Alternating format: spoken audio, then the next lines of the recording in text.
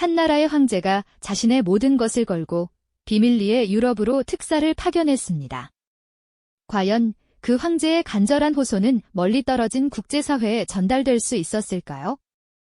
아니면 그 절박한 선택이 오히려 제국의 마지막 불꽃마저 꺼뜨리는 비수가 되어버렸을까요?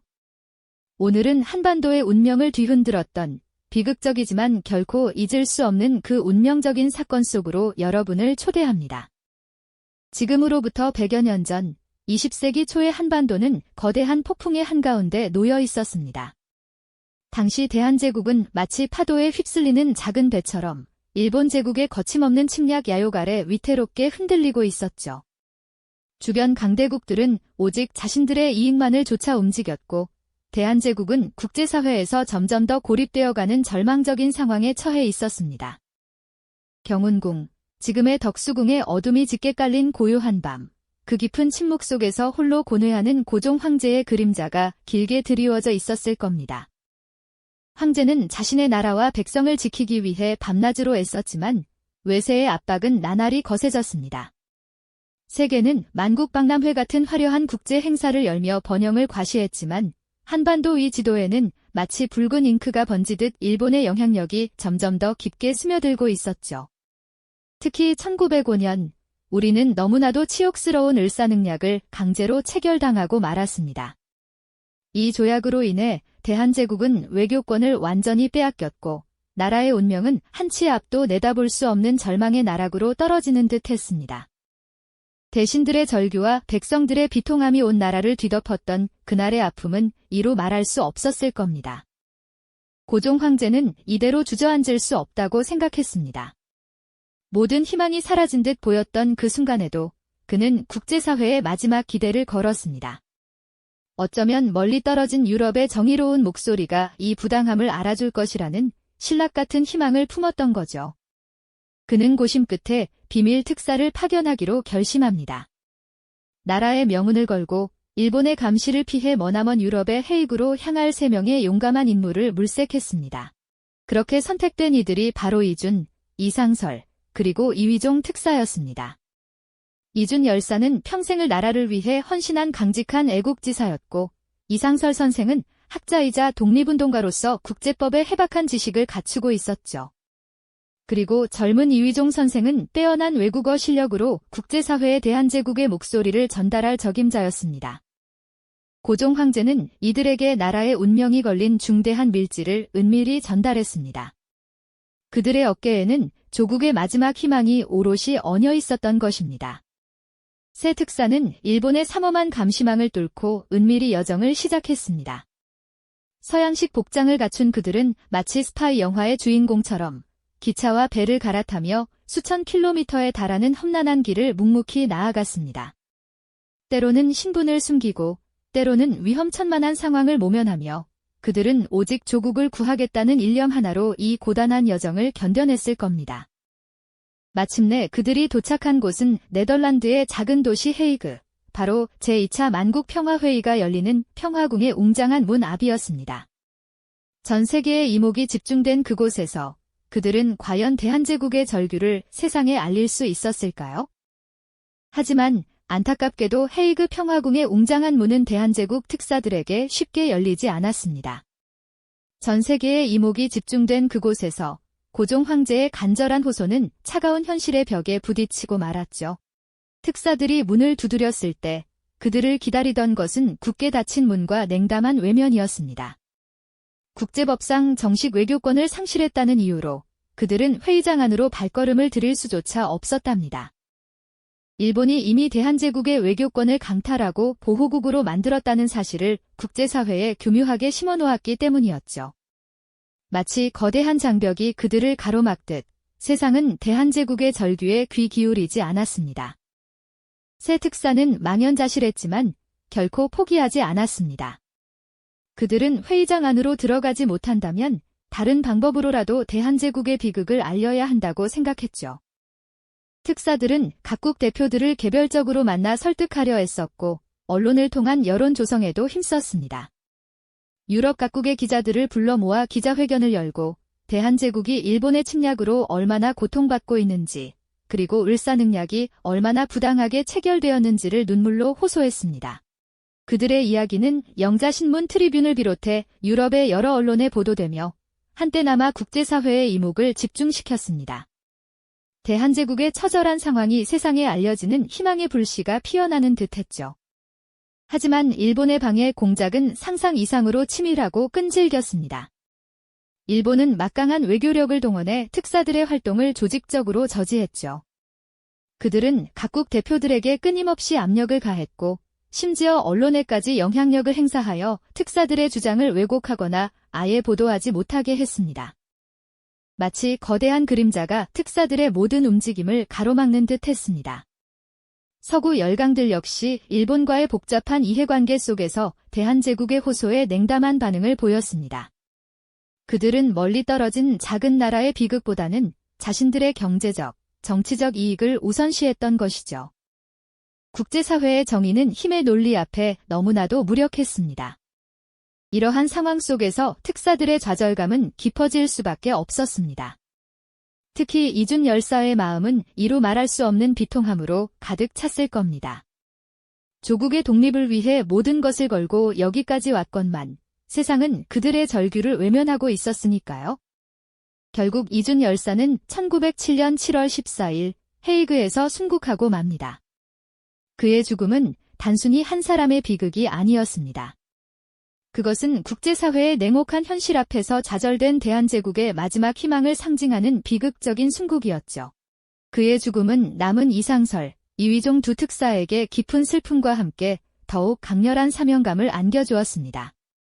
마치 꺼져가는 불씨 속에서도 다시 타오를 의지를 보여주는 듯했죠.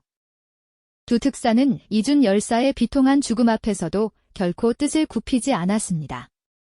그들은 이준 열사의 유지를 받들어 헤이그를 떠나 영국, 프랑스, 독일, 러시아 등 유럽 각지를 돌며 대한제국의 비극을 알리는데 혼신의 힘을 다했습니다. 하지만 이미 일본의 영향력은 유럽 전역에 깊숙이 뿌리내린 상태였고 국제정세는 약소국 대한제국에게 전혀 우호적이지 않았습니다. 그들의 외로운 투쟁은 마치 거친 파도 속에서 작은 배가 홀로 항해하는 것처럼 위태롭고 고단했습니다. 고종 황제가 마지막 희망을 걸었던 헤이그 특사 파견은 국제사회의 냉대와 일본의 방해 속에서 결국 뚜렷한 외교적 성과를 거두지 못하고 좌절되고 말았죠. 이 소식은 머나먼 고국, 대한제국으로 전해졌습니다. 고종 황제는 특사들의 소식에 깊은 실망과 함께 이루 말할 수 없는 절망감에 휩싸였을 겁니다. 마지막 희망마저 꺾인 순간이었으니까요. 일본은 이 기회를 놓치지 않았습니다. 헤이그 특사 사건을 빌미 삼아 고종 황제에게 퇴위를 강요하기 시작했죠. 그들은 이것이야말로 황제가 국정을 농단하고 국제정세를 어지럽힌 중대한 죄라고 주장했습니다. 고종 황제의 마지막 몸부림은 오히려 일본에게 대한제국을 완전히 집어삼킬 명분을 제공한 셈이 되고 만 것입니다. 고종 황제의 마지막 몸부림은 오히려 일본에게 대한제국을 완전히 집어삼킬 명분을 제공한 셈이 되고 만 것입니다. 이제 일본은 이 기회를 놓치지 않았죠. 헤이그 특사 파견을 빌미 삼아 노골적인 협박을 서슴지 않고 고종 황제에게 퇴위를 강요하기 시작했습니다. 그들의 야욕은 한치의 주저함도 없었죠. 황제는 나라의 주권을 지키기 위해 마지막까지 저항했지만 이미 기울어진 국군과 일본의 무력 앞에 그의 의지는 무력해질 수밖에 없었습니다. 궁궐은 일본군에 의해 겹겹이 포위되었고 마치 숨통을 조여오는 듯한 압박감 속에서 고종 황제는 결국 비통한 결정을 내릴 수밖에 없었을 겁니다. 그해 1907년 7월 슬픔과 절망이 뒤섞인 채 고종 황제는 황태자에게 제위를 물려주는 선의식을 거행했습니다. 퇴위 후 그는 한나라의 황제였지만 그저 쓸쓸히 어둠 속에 앉아 과거를 회상하는 존재로 전락하고 말았습니다. 일본은 고종 황제의 퇴위를 기점으로 대한제국에 대한 침략의 고삐를 더욱 조여갔습니다. 이처럼 나라의 국권이 한 조각 한 조각 난도질당하는 비극적인 상황이 계속되었죠. 과연 그때 진정한 국제적 정의는 어디에 있었을까요? 이 비극적인 퇴위 이후 대한제국은 완전히 일본의 식민지로 전락하게 됩니다. 그러나 이것이 모든 저항의 끝은 아니었으니 절망 속에서도 희망의 불씨는 꺼지지 않고 타오르고 있었죠. 헤이그 특사 파견 소식은 마치 조용한 수면 위로 던져진 돌멩이처럼 국제사회는 물론 국내와 일본에까지 큰 파장을 일으켰습니다. 특히 일본은 이 소식을 접하자마자 기다렸다는 듯 격렬하게 반응했죠. 그들은 자신들의 침략 야욕을 정당화할 절호의 기회로 삼으려 했습니다. 국제법상 주권을 가진 국가만이 특사를 보낼 수 있다는 점을 악용하여 대한제국이 일사능략에 따라 외교권을 상실했음에도 불구하고 몰래 특사를 파견한 것은 명백한 국제조약 위반이자 질본에 대한 도전이라고 목소리를 높였습니다. 마치 먹잇감을 노리던 맹수가 송곳니를 드러내듯 일본은 이 사건을 빌미로 대한제국을 완전히 집어삼키려는 마지막 수순을 밟기 시작했죠. 그들의 첫 번째 표적은 바로 고종 황제였습니다. 일본은 헤이그 특사 사건의 책임을 물어 고종 황제에게 강제로 왕위에서 물러날 것을 요구했습니다. 이는 단순히 한 개인의 퇴위를 넘어 대한제국의 자주독립을 상징하는 마지막 보루마저 허물어뜨리려는 잔혹한 시도였습니다. 황제는 밤낮으로 고뇌하며 이 부당한 요구에 저항했지만 이미 모든 권한을 빼앗긴 채 고립무원의 상태였던 황실은 일본의 강압을 견뎌낼 힘이 없었습니다. 일본은 군대를 동원하여 궁궐을 포위하고 대신들을 압박하며 황제의 퇴위를 강요하는 비열한 공작을 펼쳤습니다. 그 압박은 너무나도 거세서 황제는 결국 자신의 백성과 나라를 지키기 위해 고심 끝에 내려진 마지막 몸부림이 오히려 자신과 제국을 더욱 깊은 나락으로 밀어넣는 비극적인 결과를 초래했다는 사실을 받아들여야만 했습니다.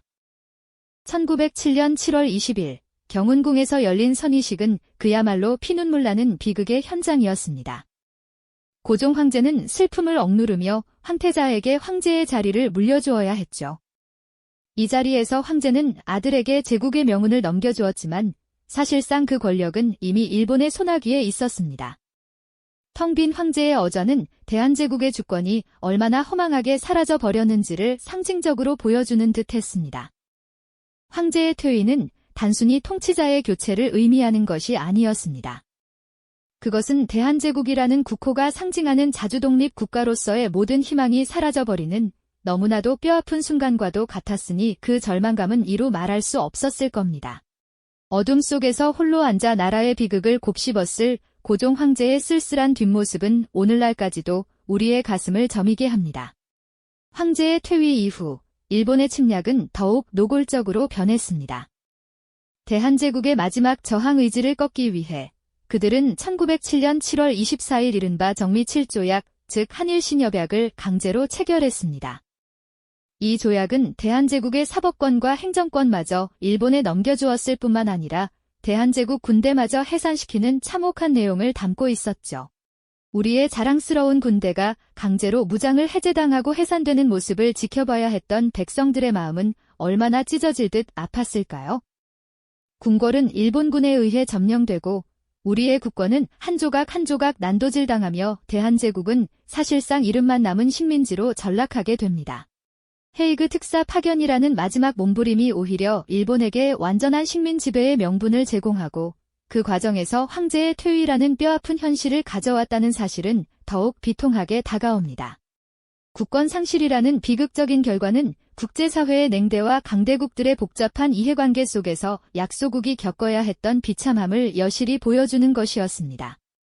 역사의 한 페이지에 고스란히 기록된 이 사건은 오늘날 우리에게 끊임없이 질문을 던지고 있습니다.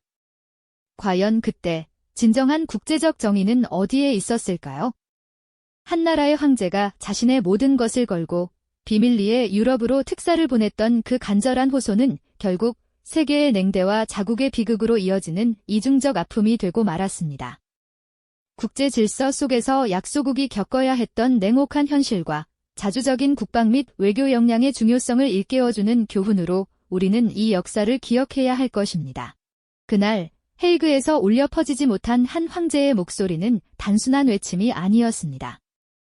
그것은 오늘날까지도 국제사회의 정의와 약소국의 주권에 대해 끊임없이 질문을 던지는 영원한 메아리입니다.